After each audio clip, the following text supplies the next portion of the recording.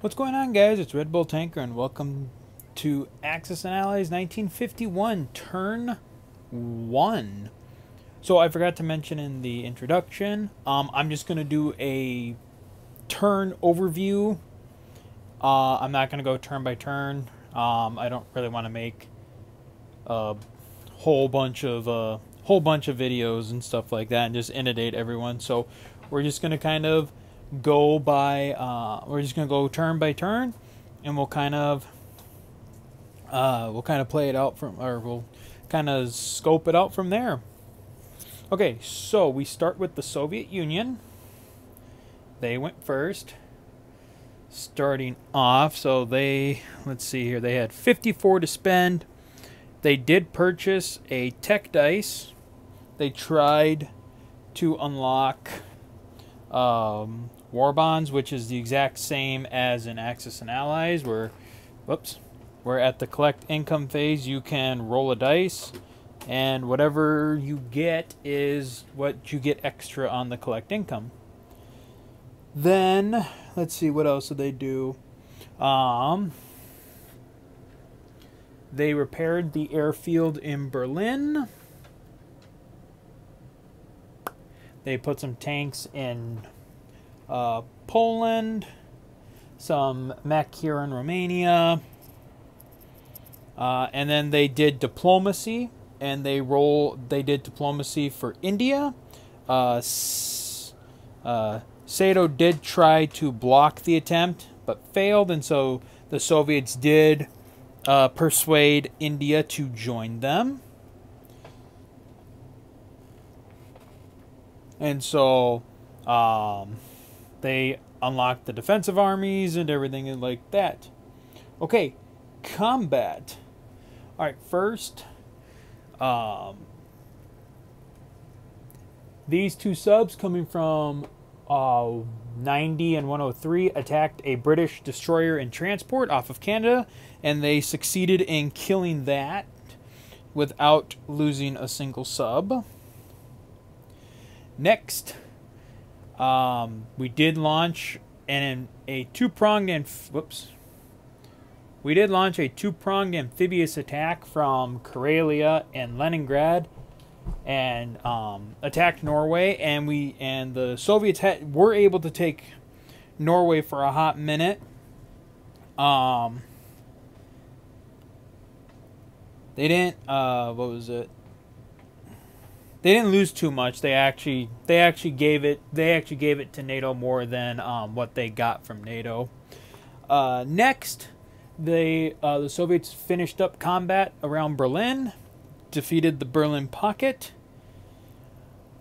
The Soviets then moved in and attacked the American 7th Army here in southern Germany, and was able to wipe that out. And real quick, so this is what we got sitting in Berlin now: 6 infantry, 4 artillery, 6 tanks, and 2 Katyusha self-propelled artillery launchers. And then this is what we got in Poland. We have 2 infantry, or no, in southern Germany, that's 2 armor and an artillery. Let's see here. Next, we did attempt an attack on Albania with 2 infantry and an artillery, or from Greece, attack Greece from Albania and Bulgaria with 2 infantry and artillery. The Soviets did fail in that attack, so they ended up retreating with the artillery back to Bulgaria. The Soviets did launch an invasion of Turkey and was able to take Turkey. So Turkey has fallen to the Soviets, which will now allow them to go through the Turkish Straits and engage the American 6th Fleet here in the Mediterranean. And then following up with that, the Soviets did attempt to defeat the U.S. Navy in and around Japan. However, it was a pretty even trade-off between them. I think it ended up being it was 3 hit. Both sides got 3 hits. The U.S. had a carrier and a battleship, so those soaked up some hits, and then they lost a sub, and then the Soviets lost a sub and 2 destroyers. On the non-combat, the Soviets used the Trans-Siberian Railroad to move an infantry and a tank over to Amur. They're moving a jet in to help the Chinese. And then just trying to get as much forces west as possible to counter the Americans in the west from coming in. And then at the end of the turn, they collected 71 IPC. Okay, over to NATO. NATO basically spent their IPC repairing the airfields in France and West Germany, repairing the naval base in Normandy. They did buy some infantry. They bought 3 infantry and 2 tanks for Paris and an infantry and artillery for Italy.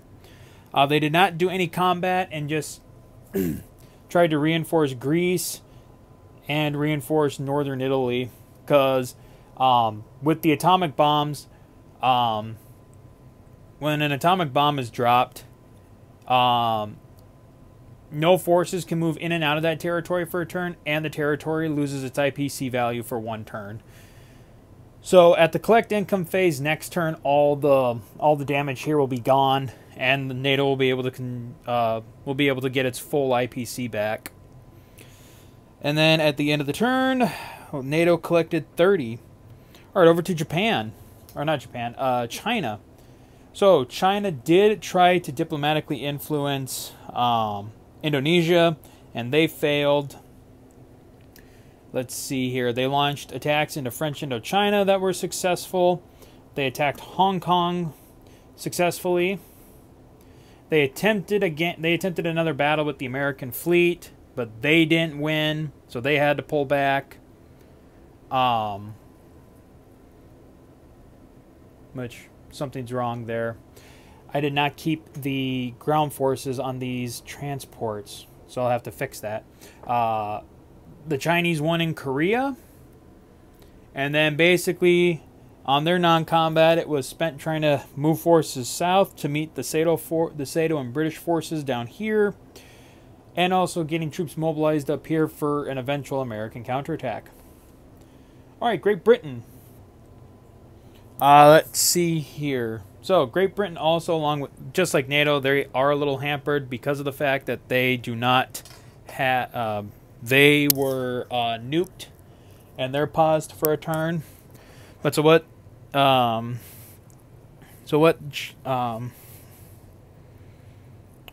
I lost my notes for a second here.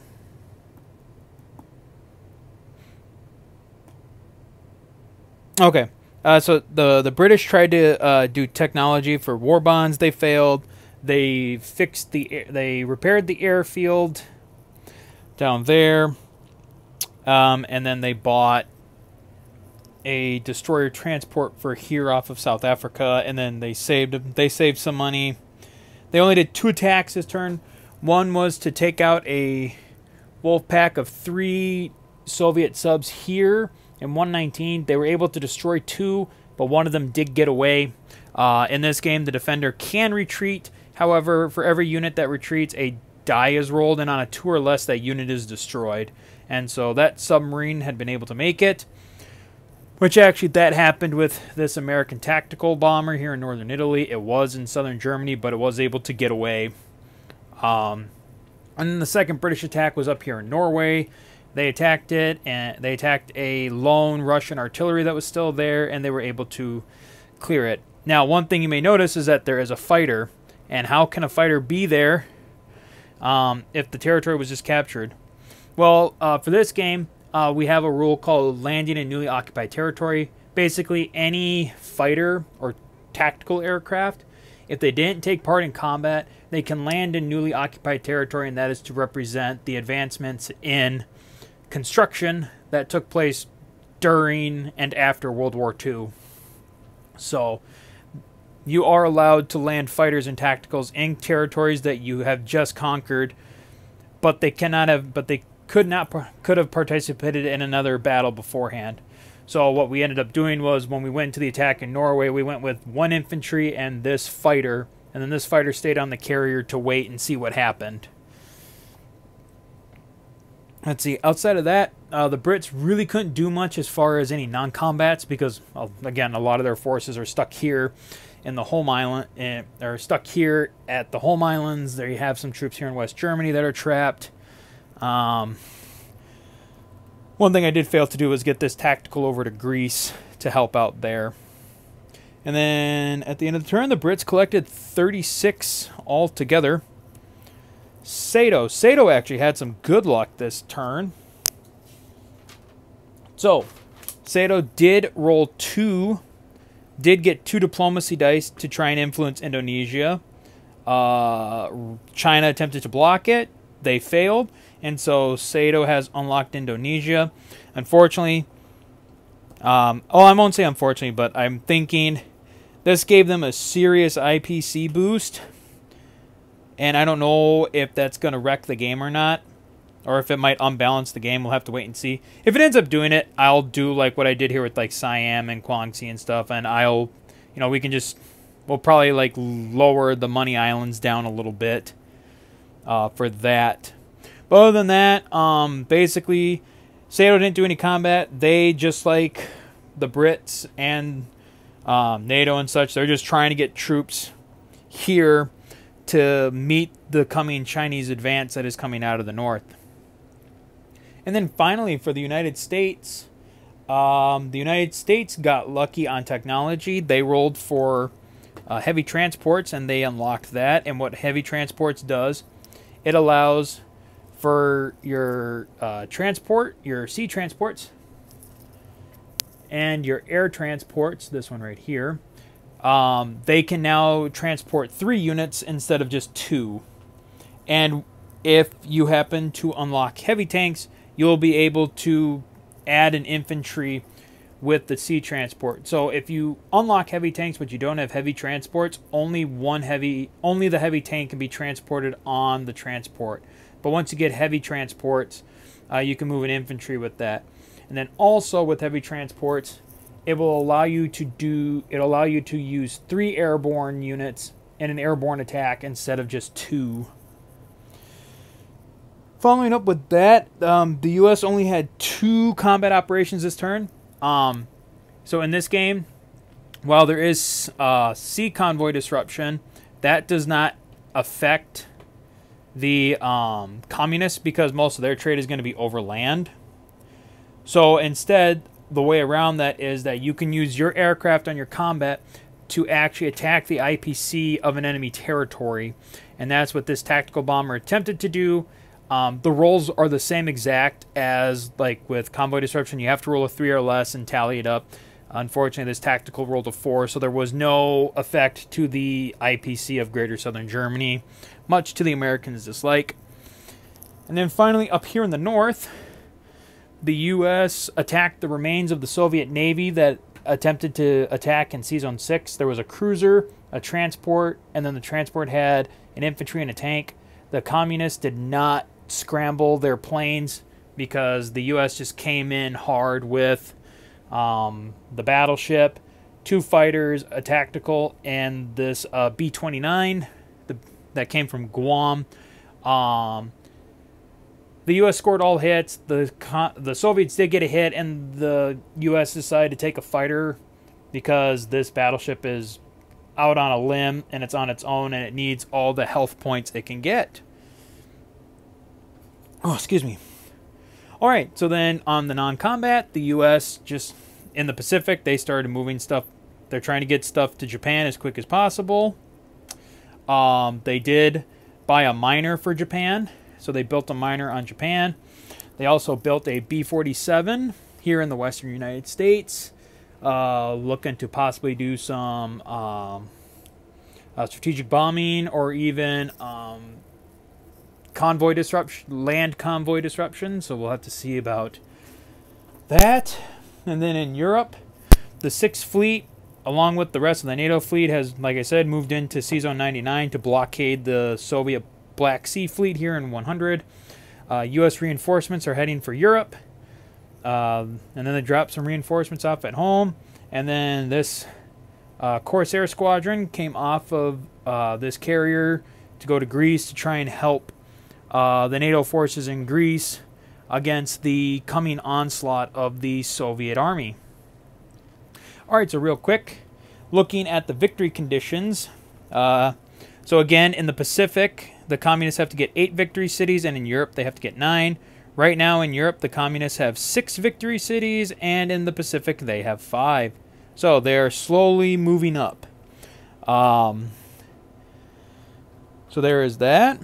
Here are some of the objectives. So far, quite a few have actually are making their objectives. So there's that. Real quick too, so like here's an overshot of all the casualties this turn. These guys are just kind of off. A lot of the casualties this turn obviously came from the Russians and NATO. Like I said, a good chunk of the Soviet Navy is gone.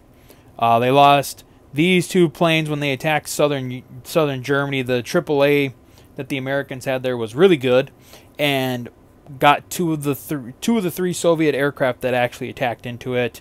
And then, like I said, NATO got hit pretty hard. The Chinese a little bit. The Brits not so much. And then the Americans also got hit pretty hard. I mean, they lost one of their carriers in the Pacific. They've lost a few aircraft. So the Americans are probably third in number of units lost this turn. I think the Russians are pretty much number 1, and then NATO, the US, China, Great Britain. Luckily, Sato hasn't lost anybody yet, so Sato is lucky on that. All right, so that is it for turn 1, and we will see you guys again for turn 2. So until then, guys, as always, take care.